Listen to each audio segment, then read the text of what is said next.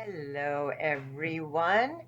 So, right here, I am using a flat brush, and I'm just basically trying to get down some structure of where the land is going to be.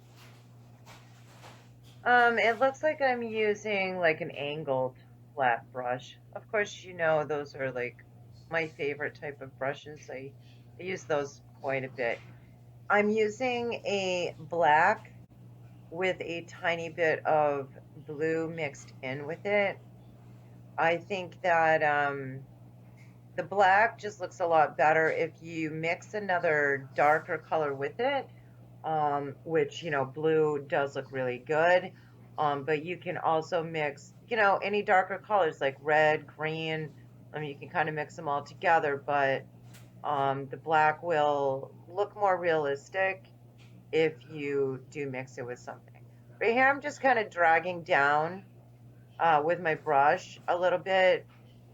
I actually think that I go over this this part. Not sure, we'll have to see, but one thing with paintings is we can always redo if we make a mistake. But I'm just kind of dragging down here to just give the reflection of the land. So this, could be water, but with this pink winter design of mine, um, to me, it just looks like an iced over lake, but we still can have the reflections on the ice. So now, I'm dragging up with my same brush that I was using, just to make some trunks of trees here. And now I am using a bristle brush and I'm dabbing on some, well, it looks quite pink here.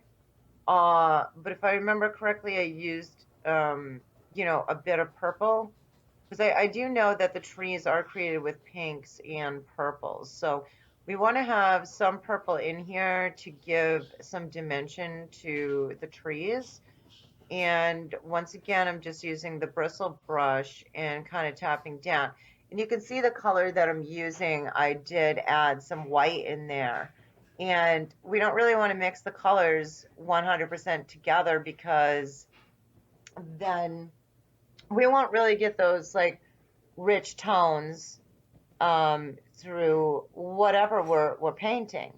A lot of crafty type of paintings or whatever, we usually, mix the color like a solid color. But especially with doing more like, fine arts type of painting, we want to leave some of those colors that are, kind of unmixed. So right here, I'm just kind of doing like little teeny circles around. There's different ways that you can dab that bristle brush on to make the impressions of your trees. Just, kind of play around with it. You don't have to make it exactly like mine. You can use, your own ideas for your design and make the trees, different heights. So as you can tell, this piece of land that I'm working on is in front of the piece that I initially created. So I'm making a bigger tree on here because it's closer up. Um, but you want to have different sizes so that it looks interesting and it looks like it could be um, the trees could be grown this way in nature. I mean, are they all pink and purple trees? No, I know that's kind of a fantasy land, but that's what makes this painting, interesting. And I've sold quite a few pieces of this pink winter of mine. And my daughter Justine helped me mass produce a few before, like in an assembly line. Now you can see that I'm actually putting a little darker purple in through here. So initially I did start with the pink, and now I'm putting some purple in, like towards the bottoms here, so that where the woods would actually be denser. We want the color to be a little bit darker in those spots. And just once again touching with the bristle brush and kind of like, turning, spinning it, not really spinning it, but doing like a little twirly motion kind of. Now I am using a little white and I'm just dragging down in the front two corners. Now we don't want those to be look exactly alike because those are going to be two little bankings in the front there. And I apologize about the video. I know that I do have some editing issues in here, so I was hopping around a little bit, but I'm sure you kind of get the gist of what's going on. So now I'm just going back over my bottom pieces of land here with a flat brush, wherever I wanted to like just put in some more detail. And as you can see, I'm doing that in the front, piece of the land here also. And I'm just kind of moving the brush around and kind of like in an upwards motion here so that it appears that there's, some dense, thick pieces of, I don't know, brush or little bushes or something down there.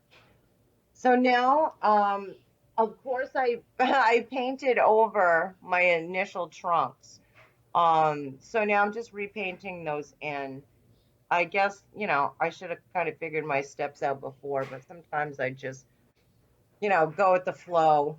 And, you can do the same thing. Like I said, if you make a mistake, I'm using acrylic. So if you're an acrylic painter like me, you can easily just paint right over it like I just did with the trunks.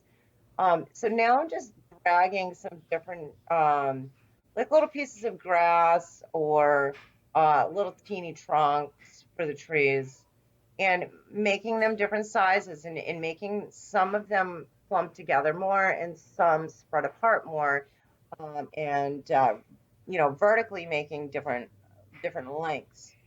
And so just putting on, some branches in that taller tree as well as I did in the background, or right where my hand is now on that other tree there. You can see some impression of some branches in there. So you don't have to go crazy and put branches on every single little piece that we dragged up from the bottom.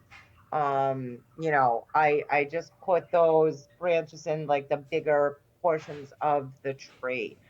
Um, right now, apparently, I'm rinsing my water.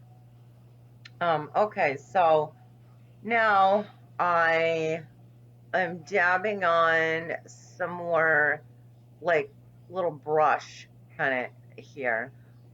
Instead of, taller trees. I'm making like oh, actually, no, I'm sorry. Back up. Woo, woo.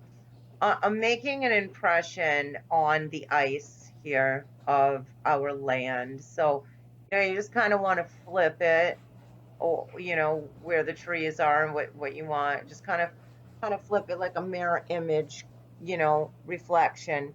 I mean, it doesn't have to be like exact, but you want like some trees taller, some shorter, and I'm not making a full reflection here. I'm just putting like a few impressions of reflections. Okay.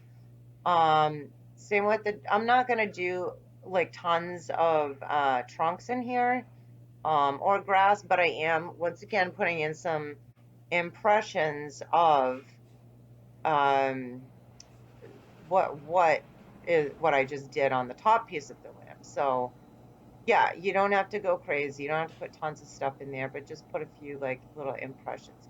So now I'm using my flat brush and white, and I am really laying this on thick here. I'm just kind of moving this around and I'm just trying to, made a little mistake. I'll wipe that off. I'm just moving this around to kind of make it look like heavy snow in here on the land. Um, and just as you can see, I'm taking my time. I'm not really like whipping through this too fast because we kind of want to make some different motions in here with our brush so that maybe the snow looks a little thicker in some spots, like maybe it's got some dips in it. So we don't want it just like completely straight across. And I know that you were basically using just straight white right now.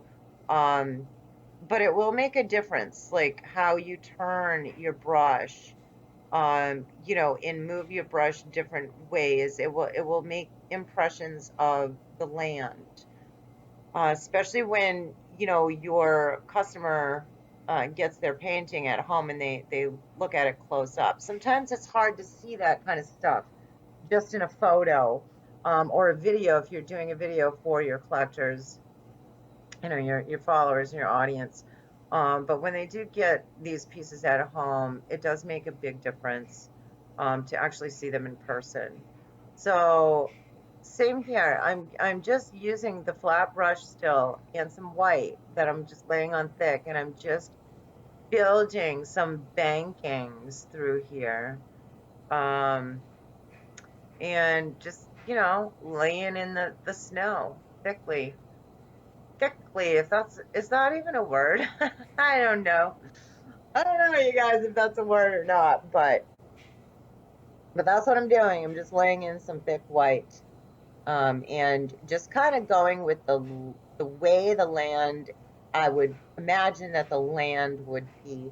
Now, I typically have to look at a reference photo to paint. I'm not one of those painters that can just think of a great idea off the top of my head. Um, when it comes to abstracts, that's a different story. But I am looking at my reference photo, as you can see in the computer over there, of one of my pieces that was already previously sold. Um, but I did create this design though from my imagination. I kind of drew it out, in my my little art journal, and then painted this up one day. So I was kind of proud of it, because usually I have to just take actual photos of land and just kind of place pieces together. So see here, I just made another little bankin, and we want them to be like different sizes and different shapes. Um, to add interest to our whole structure of the painting. Because if all of our bankings look the same, it's going to look boring. So just kind of curve them a little bit too, like on the ends, like where it's kind of dipping down, like onto the ice. Now I'm using a different tone on my brush here. Um, it looks to me like I have a little pink or purple. I believe that I did end up putting both of those different tones through it, pinks and purples.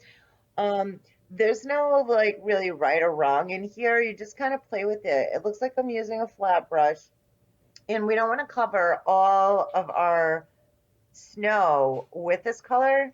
But we definitely want to put some color in it. Even though when you think of snow, it's like, oh, well, it's all white, it doesn't have any color. And a lot of artists put gray in their snow, which is okay. And it depends on what you are painting and what kind of, effect or mood that you want. But where this is like, kind of a happy, cheerful, wintry painting, but it's beautiful with the pink and purple trees. I wanted the snow to kind of, reflect that cherry feeling with the trees. So that's why I'm using some of the same colors through the snow here.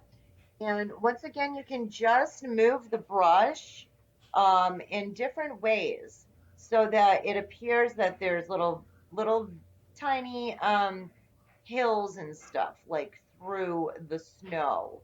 Um, so we don't want to go like where I'm painting down the corners. I wouldn't go like straight across there. I'm kind of making like some curves in there so that it looks like that banking is curved.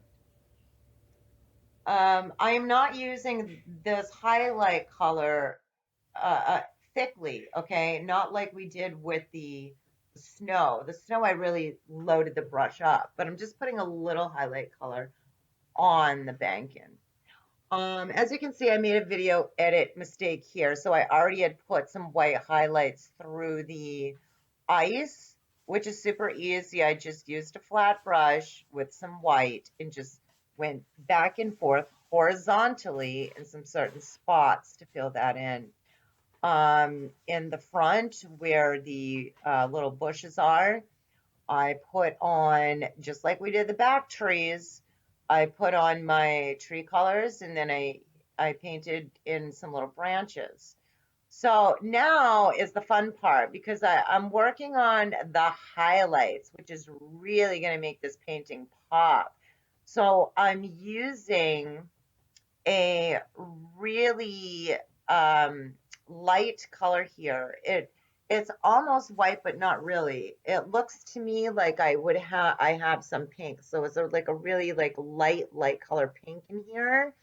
Um, and if I remember correctly, I think I go back over this with like pure white and a couple of spots.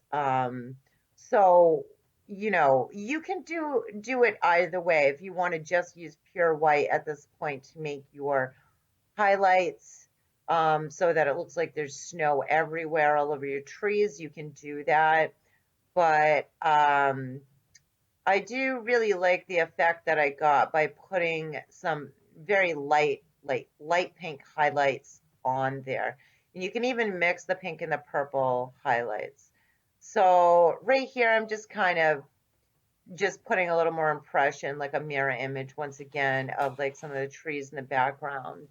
So here I go again on this side where the bank-in is, this piece of land is a little bit closer to us. And I'm working still with my bristle brush. And it's not a very big bristle brush. And this is a 16 by 20 painting size that I'm using, canvas. Um, and I'm using a smaller bristle brush. It's probably like a half inch, maybe, if that, because I really want to get some nice detail in here. And as you can see, when I move my hand out of the way, in the there we go, voila.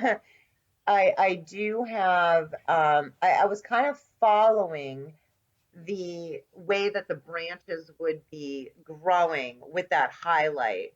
So it's not just globs of highlight. I'm placing those in certain spots to kind of give that tree some more structure. Okay, and you can see it mostly with a larger tree. So now I'm just looking at my painting and deciding where I would want any more detail. And if I see something that inspires me, as I'm hopping around here, I'm putting in some more little highlights on the ice with my flat brush. And now I'm just bringing some more snow. Looks like I'm using pure white here, just kind of thickening up some spots. So you can do that and just keep